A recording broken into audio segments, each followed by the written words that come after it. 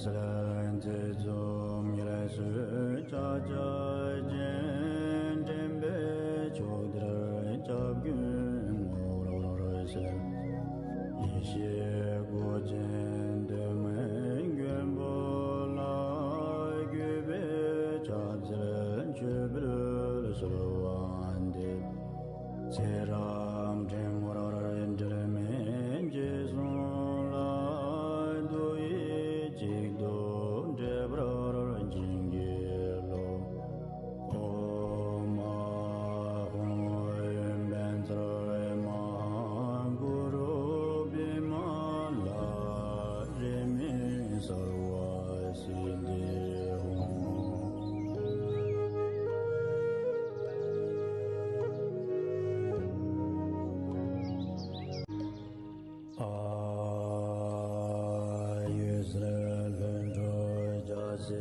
Tigle long kadan de mai gembo long jemba Korasalan Dzom Yirasu Chaja Jen Jembe Chodra Chabgyun Ororosel Yishe Gojen Demen Gyembo Lai Gyube Chadzelen Chubrul Surwande Seram Jemoror Indremen Jesun Lai Dui Jigdo Debror Jingelo Oma Hoim Bentre Ma Guru Bimala Remi Sarwa Sinde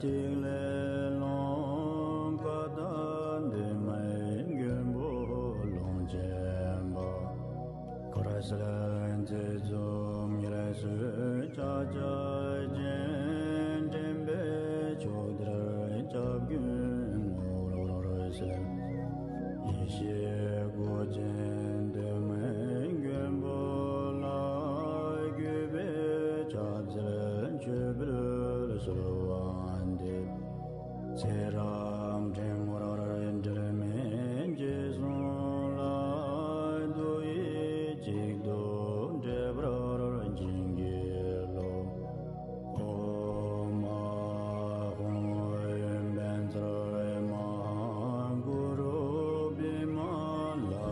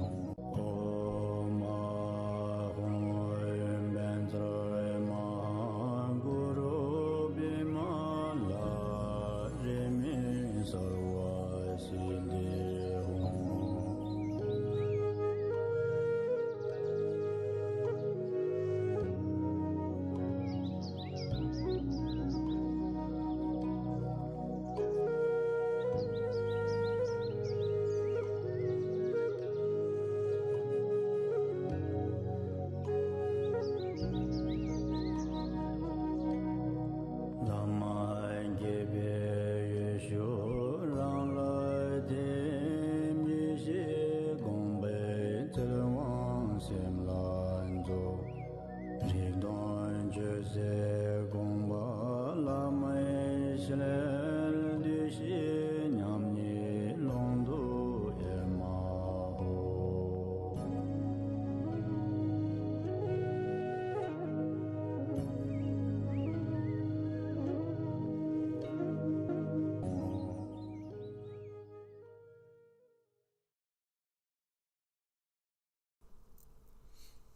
Okay, so welcome to the foundation. We say Ngöndro, which is the preliminary class. So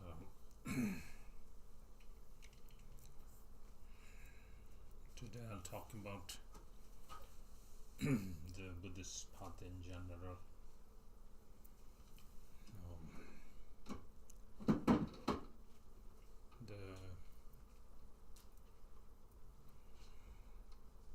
The general path of the Buddha's, we need to understand that the Buddha's teaching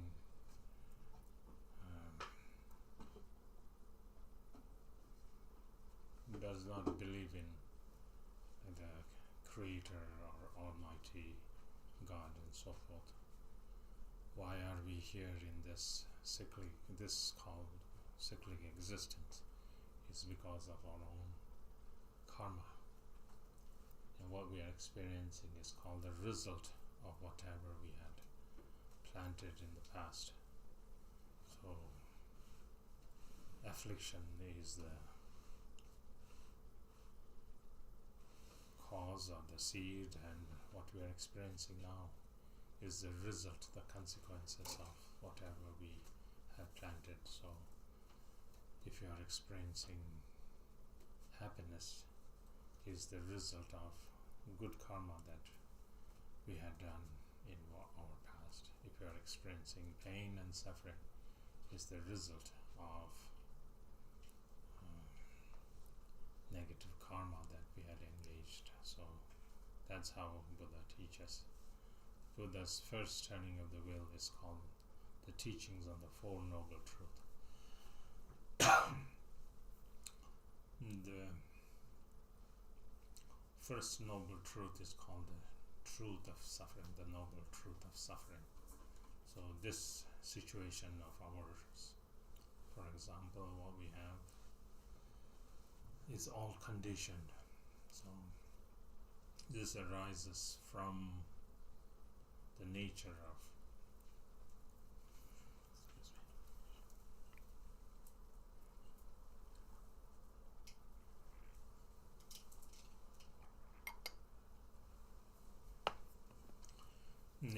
suffering, and that's why there's the fundamental suffering, which is also called the pervasive suffering. So everyone within cyclic existence is conditioned or subjected to that. We have, birth, aging, sickness, death, like that. And then we have what we call as the suffering of the change. At this very moment we might experience. Now you can sit there, you can put over there, here, behind Mark. You can move a little backward. So we might experience happiness now, but soon as the karma of that happiness comes to an end, then that changes into suffering. So that's called the suffering of the change. And then when we experience suffering, on top of that which we have experienced, more suffering fall on us. That's called the suffering of the suffering. So these three kinds of sufferings are what is pervaded within cyclic existence. So that's why samsara is called the nature of suffering.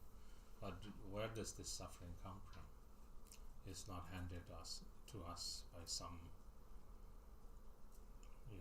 power, or it's not we are put on some kind of test and so forth. This all comes from a cause. So then Buddha teaches the origin of suffering. So the cause of suffering or the origination of suffering. So the cause of suffering is the seed, and what we are experiencing is the result of suffering. So this origination of suffering and the suffering, these two are called as cause and the result of samsara. And further on, Buddha goes on to explaining or teaching that we can free from samsara. That state that is free from suffering is called nirvana, or the state of Buddhahood. That's the result, but in order to achieve that result, then we need to engage in the cause, which is the truth of the path.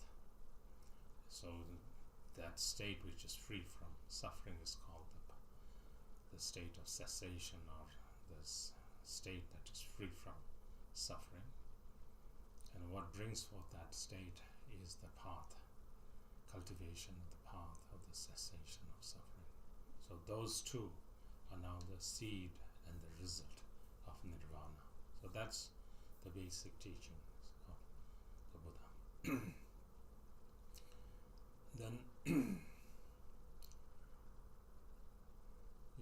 understanding this nature, then how we have acted, or how we have engaged in this behavior, how we have habituated and like that. So understanding that suffering is caused by ourselves. We all wish to be free from suffering, yet what we engage is completely being clueless, foolish and stupid, and yet we engage in suffering. So although we want happiness, but we, the cause of happiness we destroy as if they're like our enemies. That's what is taught in that. So then all this, samsara, further on, Buddha goes on teaching that this what is called as the cycle of existence, which goes round and round because of our own karma. At times when we have accumulated good karma, then we accumulate, or we take birth in the higher realm called the human realm, the demigod realm and the god realm, like that. And when we have accumulated bad karma, then we take rebirth in the lower realm, like the animal realm, the hungry ghost realm and the hell realm, and like that. So like that, it goes on and on. At times we have good karma, we are born. So this cycle we have never been able to break. That's why it's called samsara. That's why we call cyclic existence. That word samsara, or korwa in Tibetan, is called the cycle. The cycle of birth and death, and birth and death, and taking rebirth, countless lifetimes of rebirth in different states, and then plunging down into the lower realms and trying to escape from there and barely making through again. This is what we, so looking at that kind of suffering, so how can we free ourselves? How can we free ourselves from that? So as Buddha mentioned, that there is a state which is free from that. It's called the state of cessation, or nirvana, or Buddhahood. But in order to achieve that, we need to engage ourselves on the path, like that. So that's how we need to go about. So then to do so, then we rely on someone. Whom can we rely upon? Could we rely on the worldly gods? No. They themselves are trapped in samsara. How can they help us? So we need to find someone who is free from suffering. So Buddha, who has transcended samsara and nirvana and attained fully and complete Buddhahood. So if we take refuge in that Buddha, then that refuge is infallible, is undeceivable. Otherwise, taking refuge in some kind of worldly protection and so forth, we are not guaranteed. It always fails. So that's why, as a general practice of the Buddhist path, then we take refuge take refuge?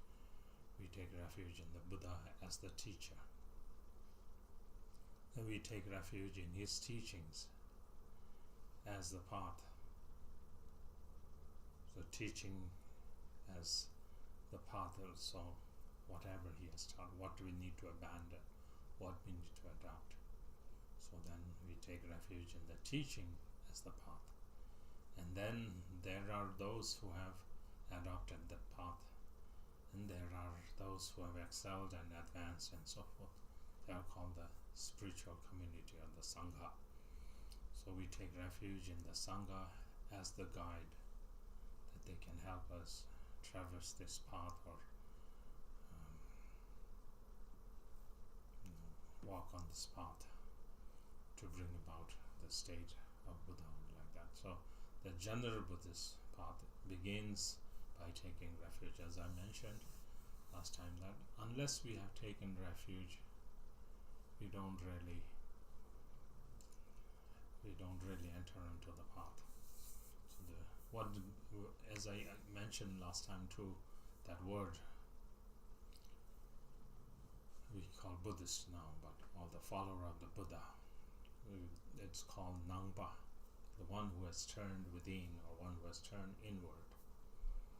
So the person who has turned inward and one who has not turned inward are called the still facing outward and so forth. So the difference between one who is turned inward and who is not turned inward or outside, the distinction is made through refuge. When you take refuge, that's the point when you then become someone who has turned his or her mind or his or her quest within. So that person then becomes someone who is following the path of the Buddha. So that begins like that. So, and in doing so, then we also need to understand what is Dharma. So when we take refuge, we bring this intention, we cultivate that intention, that Buddha, like a doctor or a physician, we ourselves like afflicted or a sick person. So in order for us to get rid of this or cure ourselves from this illness, what is our illness? Our sickness or illness is our affliction, our confused state of a mind that constantly generates desire, hatred, ignorance, pride, jealousy, and so forth. So that kind of mental state. In order for us to free from that, then we need to rely on the Buddha. So we consider ourselves as a patient, the Buddha as the doctor, his teaching as the prescription, and then in order for us to heal ourselves from that affliction, from that illness, then what we need to do is we need to follow according to the prescription, what we need to adopt, what we need to abandon. So that is the way of how we need to regard the Buddha's teachings and how we need to approach. Okay, so this is like the fundamental, the basic of the basic of Buddha path. Need to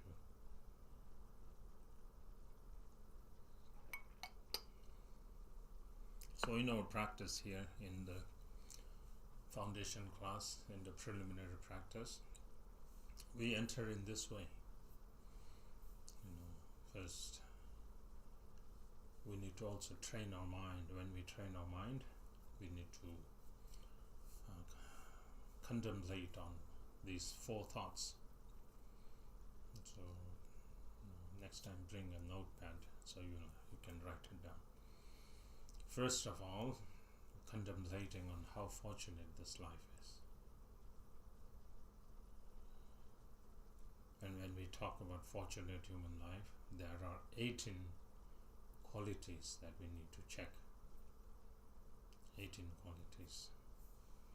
If you are born in the hell realm, there's no time to practice Dharma.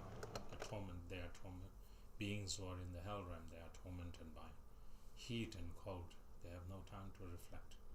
They don't even hear the words of the Dharma. There's no time to practice Dharma. If someone is born in the hungry ghost realm, they are tormented by the suffering of hunger and thirst. That they haven't, let alone seeing food. They have not even heard the name of food and drink for eons and eons. They're tormented by the kind of suffering of hunger and thirst. And then if you're born as an animal, you are so dumb, stupid, and then, in the suffering of that animal realm, abused.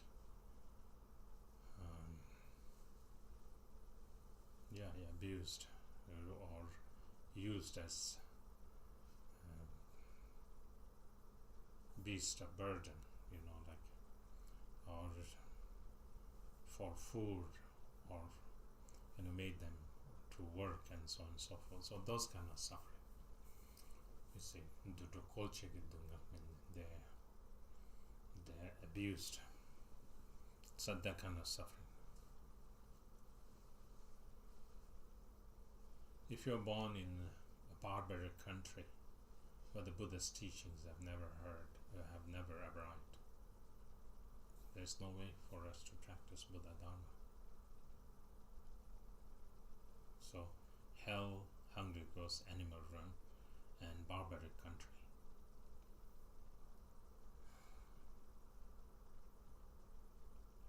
If you're born as a long-living god, like in a god realm, where you have long lifespan of,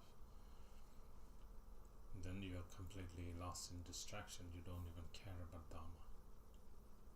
You don't even care about, understanding life and so forth like that.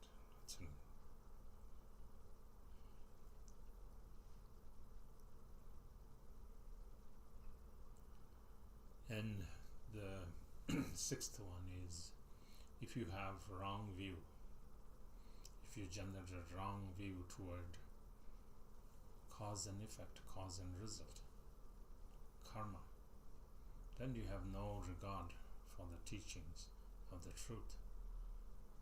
Then there's no way for us to understand or connect with the Dhamma. I'm just going to make it brief. If you are born during the time when the Buddha does not appear, there's no light, there's no teachings light that dispels ignorance.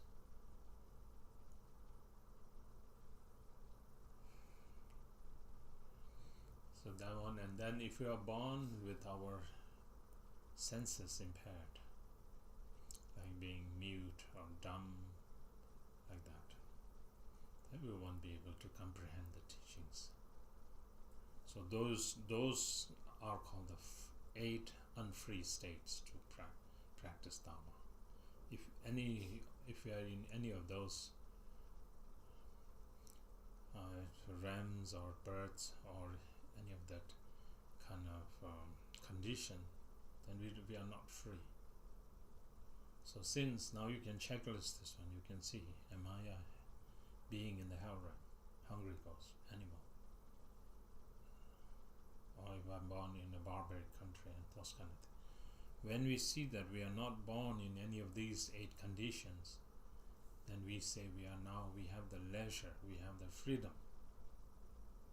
So we have the freedom to practice, meaning we are free of that unfree state. We are free of those states that are unfree to practice Dhamma. So those now are the 8 freedoms. So then we say that 10 endowments. 10 endowments, and we need to check within ourselves. 10 that are 5 that are independent, 5 that are dependent. So to be born as a human being, to be born as a human being, we need to. So, and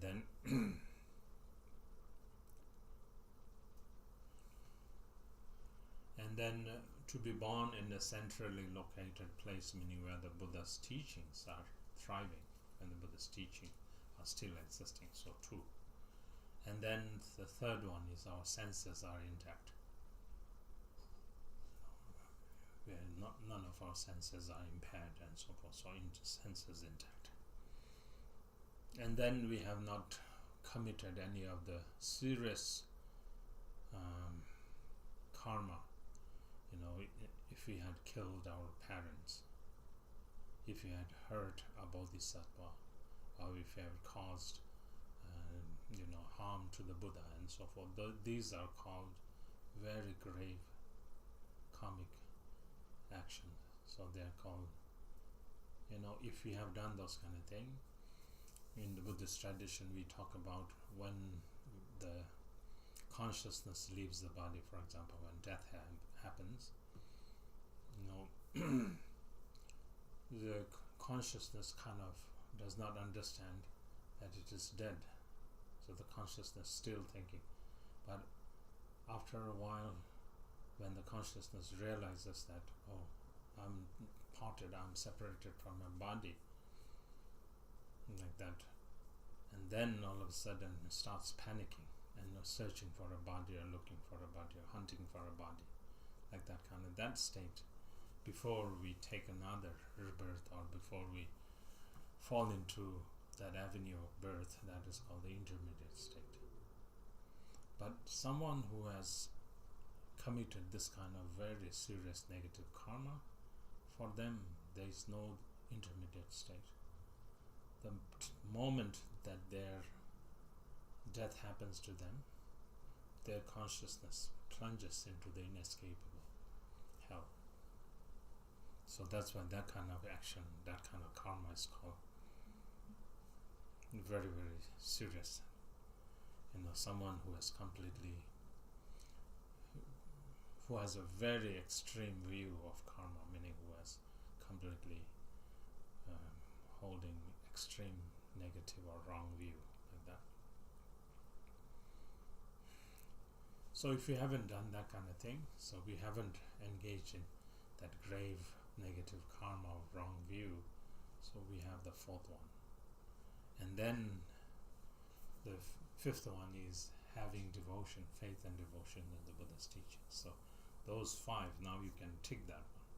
Being born as a human being, centrally located, with the senses intact, haven't committed any of those serious, extreme negative karma, and then I still have faith. So this five, if you have that, then now you can correct the five independent endowments within you. Now the five that are dependent conditions are that the Buddha has to come. The Buddha has to come in this world. Buddha only appears, like the historic Buddha, Buddha Shakyamuni, appeared when human beings' lifespan was 100 years old. Buddhas don't appear, when human beings' lifespan are very long, and they don't, at that particular time, their mindset is not really ready for the Dharma. So there are times when Buddha don't appear. So when the Buddhas don't appear, then that's not the right condition. So Buddha has to come. That's the first dependent condition. And Buddha coming, not just coming, but the Buddha has to teach the Dharma. So Buddha has to teach the Dharma, that's significant.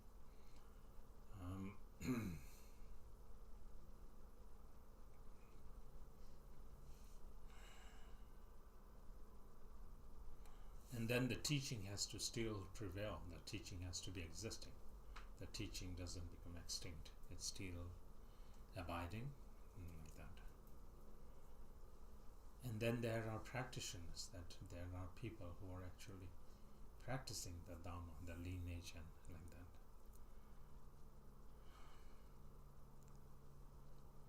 And then someone who practices that teaching embraces us under their love and care.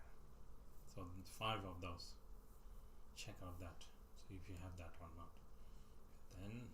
then those are the 10 endowments. So altogether becomes 18. So there are 8 freedoms and the 5 independent endowments and the 5 dependent endowments. Altogether becomes 18. So this is, so when you look into that kind of birth, then we call that kind of birth as precious human birth. Precious human birth is very precious. There are many, many conditions that trigger to have this kind of condition. Some people are born as human beings, but they don't have time to practice Dharma. They have never met or encountered the Dharma like that. And those kind of birth are not considered precious human birth because these conditions are not complete. Yeah? So then in our preliminaries, we need to contemplate this precious human birth I have attained. And there are reasons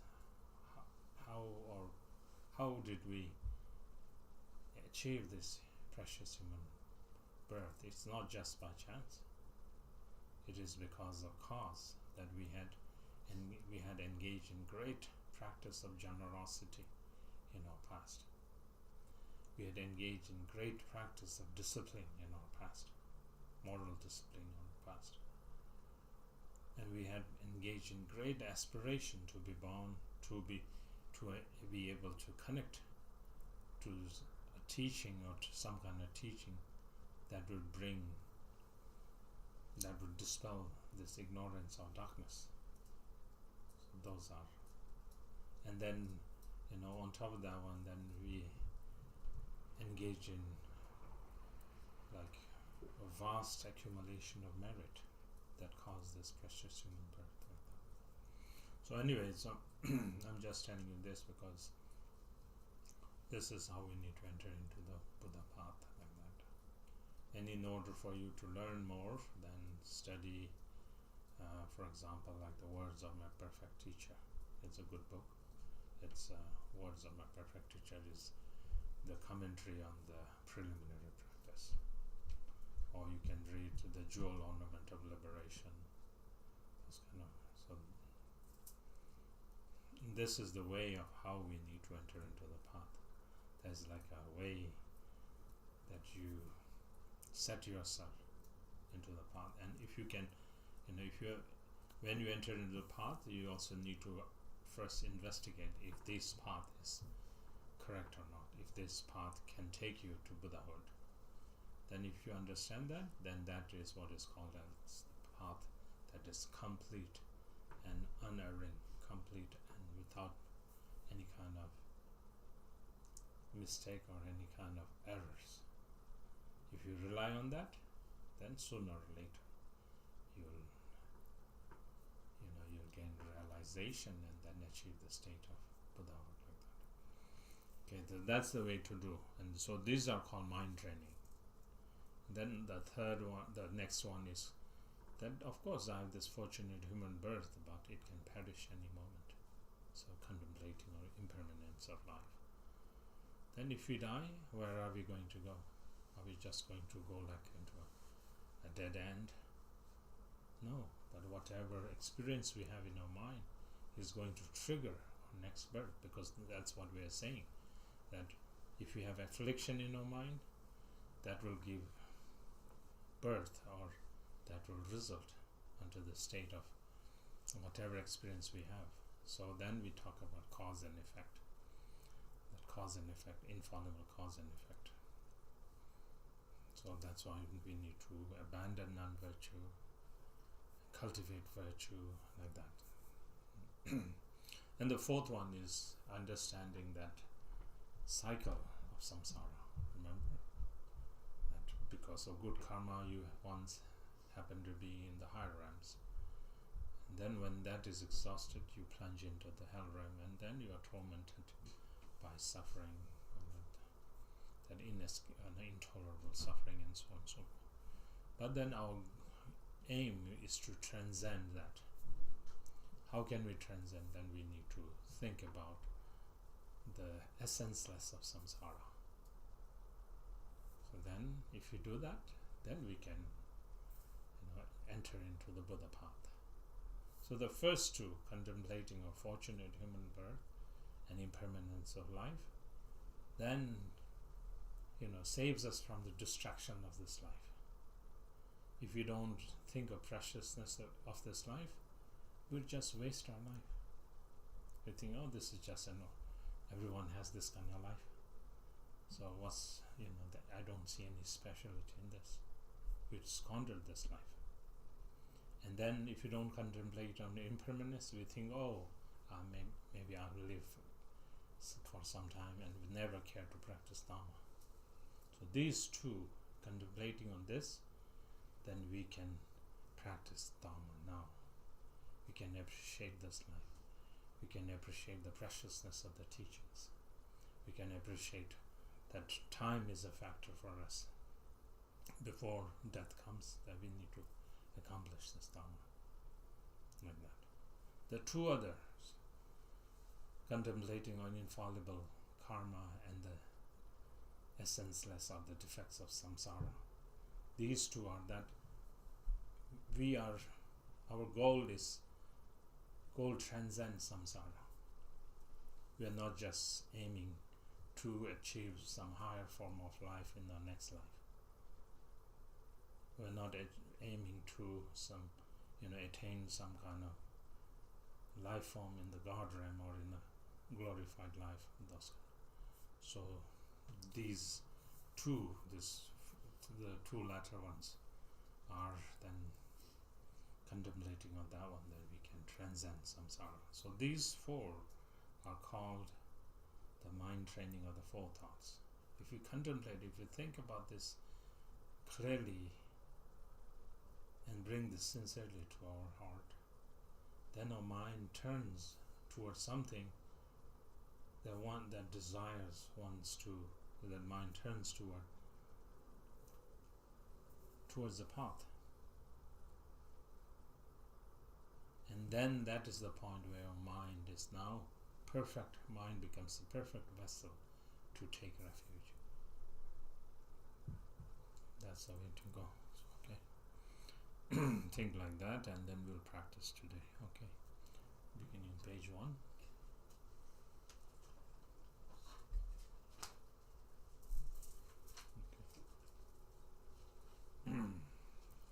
Okay. So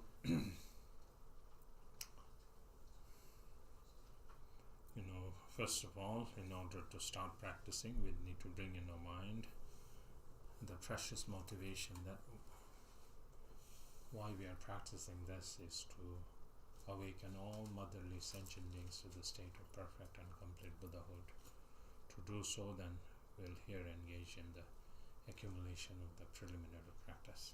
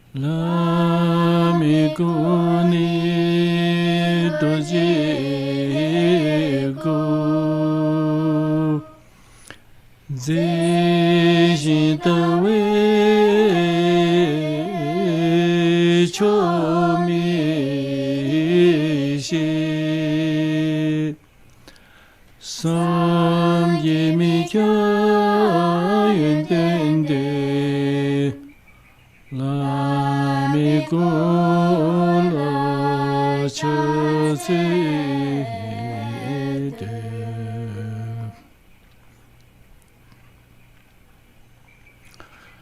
La mesone sambe ga me senge todande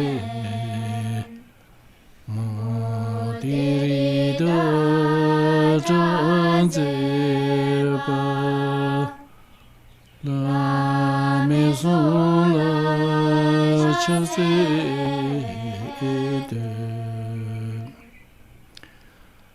la métonne Ngöndro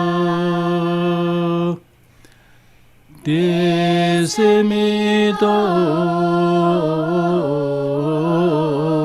tombena nanda sola lenepa la métola chose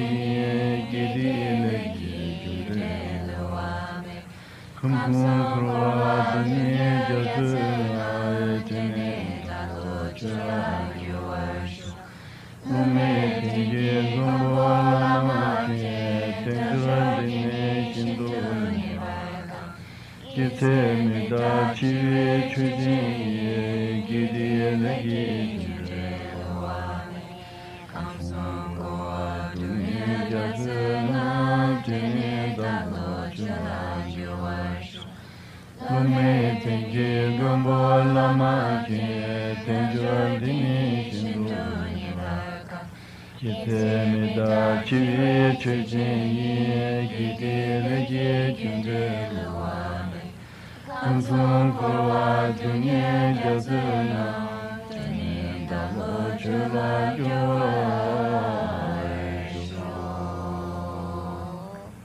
Dison chancho nimbo mato parai lama kuncho sumla Dison chancho nimbo mato parai lama kuncho sumla Dison chancho nimbo mato parai lama kuncho sumla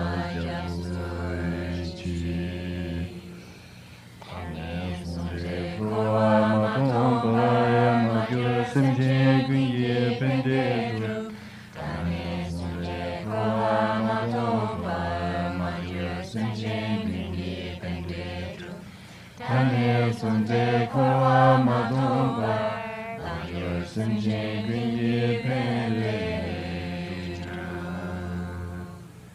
Tsirava gunye ludan lonjepe Soni zonje gunjo sumawe Sera Kunkhyen Dang Jete Soni Soche Kunjo Sumabe Sera Kunkhyen Dang Jete Soni Soche Kunjo Sumabe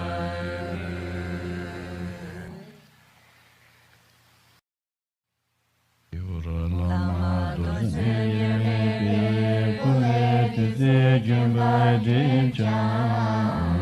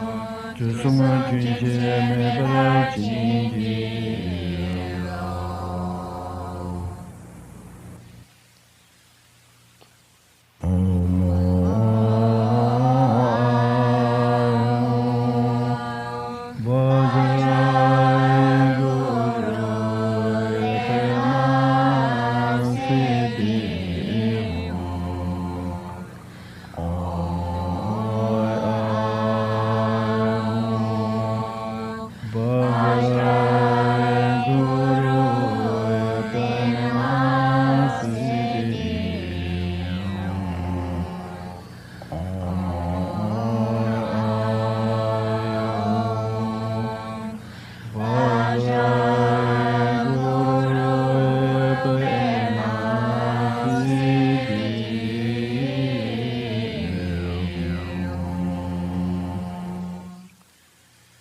Kusum Puji Wangji Yonzo Vajra Guru Kaya Vana Siddha Siddhi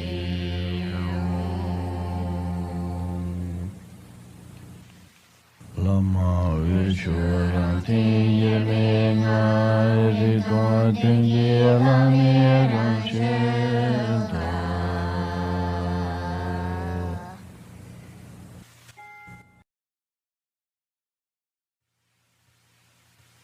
Gumbo Pamya Suvade Salam Puan Jumbai Chingilo Gumbo Pamya Suvade Salam Puan Jumbai Chingilo Gumbo Pamya Suvade Salam Puan Jumbai Chingilo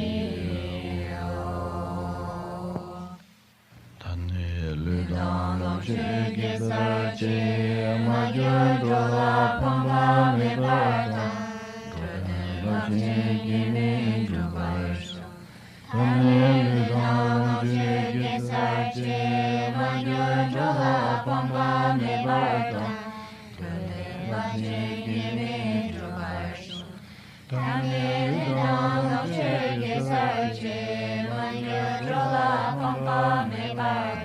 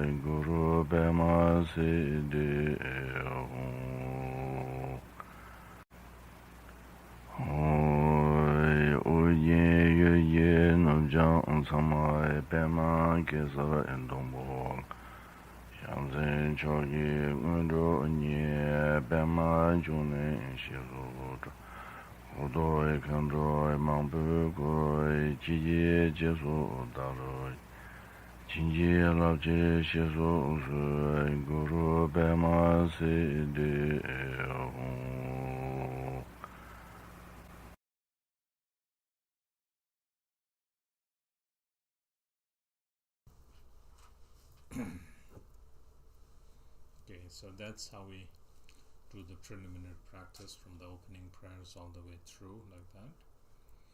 And then in this foundation practice, we are required to do 100,000 prostrations, like I showed. But the prostration has to be long one, the stretched one. You have to go completely full on the floor like that. So, and then every time you go down, then you pull one bead. Along with the prostration, you recite the 4 lines. That is 2 lines refuges, 2 lines bodhicitta. So the refuge goes on. That means from now until attaining the heart of awakening, I take refuge in the Lama, who is the 3 jewels. Then the refuges Dane Zunde Koram Madomba Majo Simchen Kunye Pendet.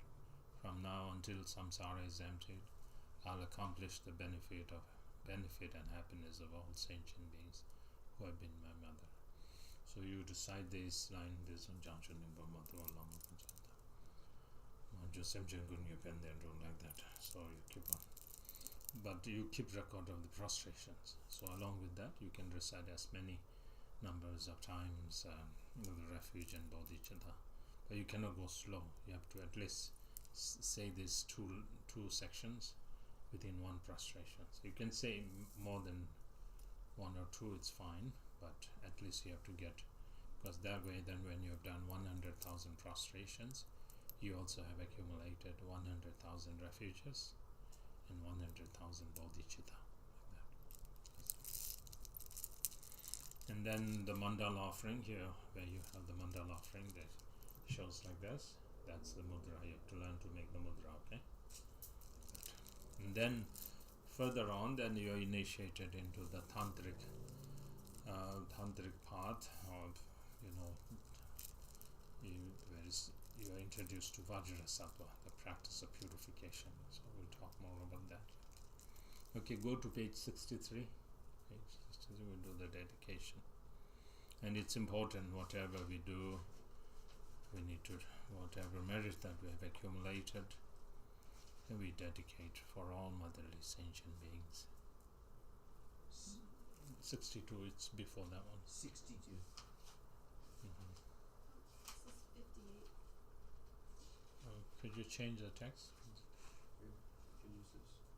63. Mm-hmm. You used that one.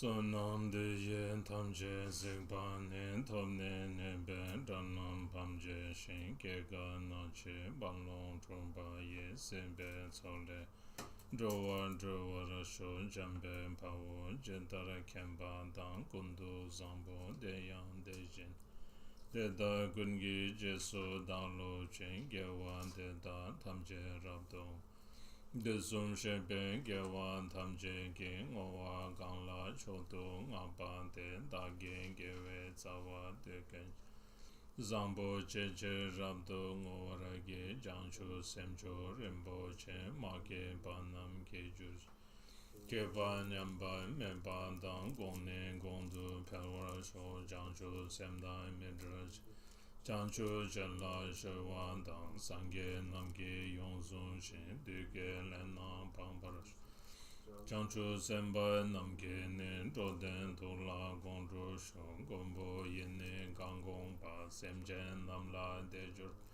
sem chen tam chen den dan den jur chen Ngöndro tam chen dan du dong parash Chant sen ba gang da sa ju pa de dan gun ge men lam zhu parash Gewa de yen nurdu, gewa kun sonnam yeshe zozo, sonnam yeshe le jongwe, damba kunni tobash. Rinchen getsu de yen chowa kun tandu dambe chendan medral chen, ranchen denne zoba tarchen, chenga jobe jeden zebarsho, pende junne demba peljurch. Tsera Gundu Chela Jejur Chen Kelkam Gundu Tashi Gejur Rogun Chamje Sangye Tom Juru Chen Lama Kukam Zangwara Sewan Dem Chodo Kuzen Rimwara Chele Darjin Gebar Sewan Dem Lama Dan Jawa Mebar Jinjil Kandu Kemben Gewan Tamje Du Tore Yenden Dunden Dobar Gema Tadu Chedan Treasury Tsujen Drube Rawa Yeper Derian Lama Damba Nije Chen Nendan Zendu Chelan Jeber Chendo Nene Nimbo Dendro Den Sede Sebe Janzo Garwash Sebar Dambe Cheran Denje Chen Shenben Rola Chonga Meper Labchen Jenden Chore Member Tamchen chamchen sangye tombara sho chenzo de yan nende kyo koroch choge tandro kundu tranjur loje bemo rabdo geje chen sangye temba darchen ge parash Lungri tebe mi shen jimlen jemenga sambe tetsom naj. Komjo yeke nelo jeshen se sheran songe nawa gen parasho. Kenla chu samay rinloy che zame sasumay chakarte jani chosumay nawadam nijre desumay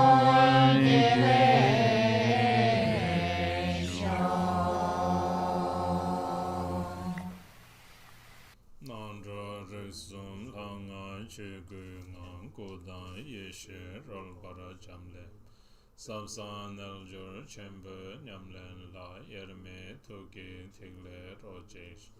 Kewa kundu yanda lama dan jalme cheke bella lonje. Sadan lamge yende ramzo. Palden lame gopan nuruto sho.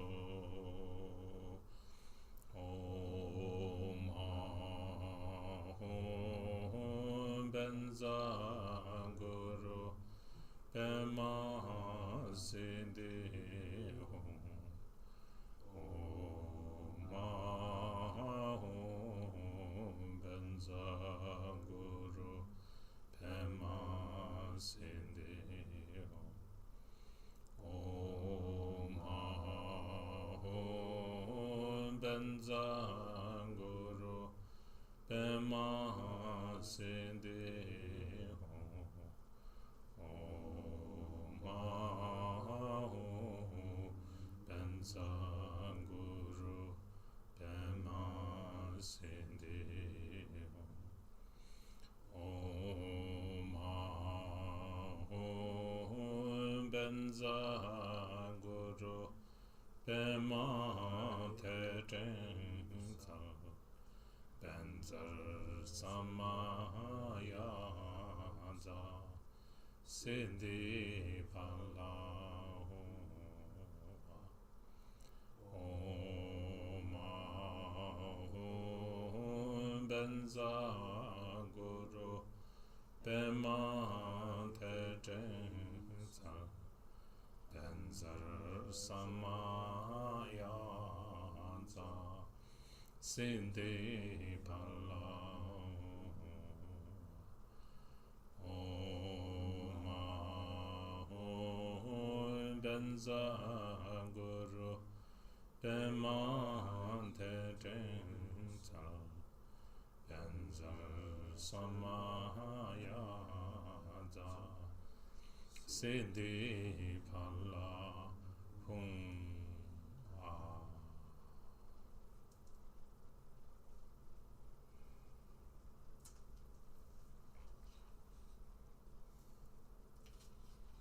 Okay, those of you online, okay, everyone stay well, okay. We'll see you in the next class. Bye bye.